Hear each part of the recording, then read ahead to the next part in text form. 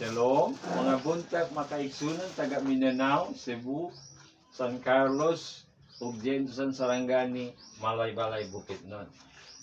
Niadtong remarks karon adlaw naa sa 1 Pedro 5 titulo 7. Miingon sa Biblia nga itugyan ninyo diha kaniya ang tanan ninyong mga kaguol kay siya nagabantay kaninyo. Tingala karon adlaw nagaguol. Na ba anxiety sa atong kinabuhi? Pero Ginoo mo ingon, hatag sa imong kaguol sa kaniya. Kaninya aron magabantay gud Jesus kanim. Tingala na sulod ka sa proses ng Ginoo. Daghang kaayo mga problema. Imong nagbati karon